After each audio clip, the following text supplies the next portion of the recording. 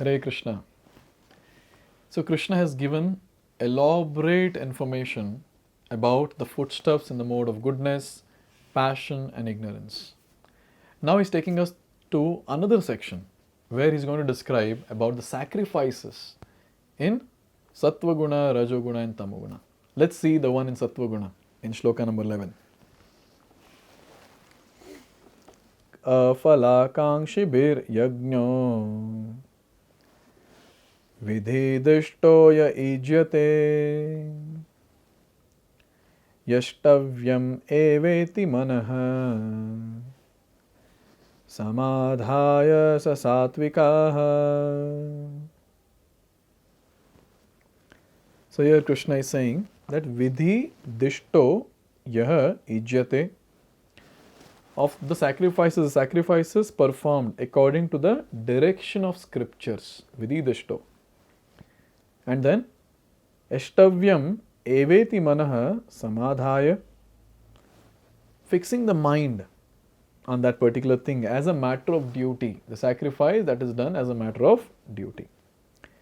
And afala akankshibhir. Afala akankshibhir. So it is said that the sacrifice is done, but then there is no expectation of reward or results of it. Saha satvikaha. Such a yajna is called as the yajna in Sattva Guna, or the sacrifice in the mode of goodness. Here it is given, the general tendency is to offer sacrifice with some purpose in the mind, but here it is stated that sacrifice should be performed without any desire. It should be done as a matter of duty. A very, very, very important point for the sincere practitioners of devotional service. There is a great tendency in each one of us to think, what will I get by doing this particular activity? Okay, I'm going to the temple, so I should get something from there. I'll give this much, but then 10 times multiplied, no, I want something in return. So there is a business mentality always. Always. So here it is said that such business mentality shouldn't be there. Now there's a question, why? What is the problem? We can have no. God is standing there just to make sure He fulfills my desire. He's a machine, right? You just put a little bit incense and little bit flower and tulsi and other things, and then from His mouth everything will come, whatever we desire. Bonus will come, right match will come, appraisal and new job and house and car and whatever. Yes. The deity is what? Machine, right? Like an ATM machine, you put the card, money comes out. This is what is the mentality that we have. We extract from everyone, we want to extract from the Lord also. How great we are. We extract from Lord also. So this point we need to understand that there is something called as duty. Many times people say, oh, my parents took care of me so nicely in my childhood, and they took care of me. They were the ones who brought me up in the adulthood, and because of them, today whatever I am. So I should serve them very nicely. This is what people say. That's true. No one should pay respects to parents and take care of them nicely. But here there is a question. What about that eternal parent who has been doing us so many things for us in so many lifetimes? This life parents, we are serving. But the eternal parent who is there, we are just doing business with him. That is not proper. Everything in this world belongs to Krishna. Krishna is telling in Bhagavad-gita, 10th chapter, Shloka number 8.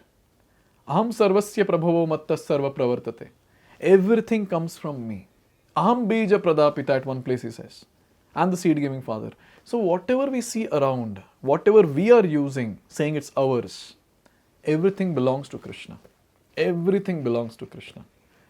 So when we are going to the temple and offering something, it is like, I'm giving you this, give me this. As if, someone takes my mobile phone and gives it back to me, and he gives it in the way that, oh, I'm doing a favor to you by giving a mobile phone to you. That's stupidity, right? So our consciousness should be clear. We should know what we are doing. So in devotional service, understanding that Krishna has done so much for us, and now it's my duty to offer whatever is there, is Krishna's creation, but that when we offer it with love to Krishna, Krishna is bhavagrahi janardana. He accepts the bhava behind that offering, the mood behind that offering. So it's very important to offer to Krishna something without any expectation, without desiring anything.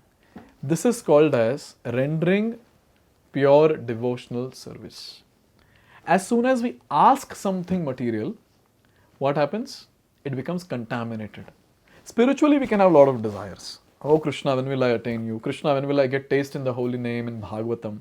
All that is okay. But then, if we are like, when will I get money? Oh, I'm going through such a problem. When will I be out of this problem? Oh, this is there, that is there, that person is troubling, this person is troubling. That all part of life. Our karma, that is. Let's suffer for it. But the important thing is, Krishna has done so much for us, so many lifetimes, even now he is doing. Now it's our duty to offer something with love. Go and give him a visit in the temple. Yes. So there was a old man in Vrindavan, blind. Every day he would go in front of the Lord. So there were some teenage kids who were there. So one day they caught him and they said that, you are so old and you cannot see, you are so blind.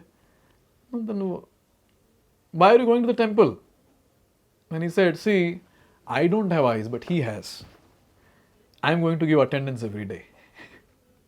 So in this way, we understand that when it comes to the Lord, he blesses us very nicely when we go and take his darshan. More than we taking his darshan, it's all about he blessing us by his wonderful transcendental glance. So it's a very, very important thing to note that as a matter of duty we are supposed to do. As a matter of duty and not as business. So when we do it as a matter of duty without any expectation in return, that is called as sacrifice in the mode of goodness. A very important lesson in this particular shloka. So when we are chanting, we chant for the pleasure of Krishna. When we are reading, we read for the pleasure of Krishna. When we are hearing, we hear for the pleasure of Krishna. When we are offering some food stuff, we offer it for his pleasure. When we are preaching, we preach for his pleasure. Our entire life is only meant for the pleasure of Krishna. Even if we burn our entire life doing things for the pleasure of Krishna, we cannot repay. We cannot repay what Krishna has done to us. But then, when we do it for the pleasure of Krishna, we advance in bhakti. And very soon we'll come to the platform of pure devotional service. So he has described very nicely about the sacrifice in the mode of goodness. Now he's going to talk about the sacrifice in the mode of passion and ignorance. So let's see that in the future videos. Hare Krishna. Hare Krishna, Hare Krishna, Krishna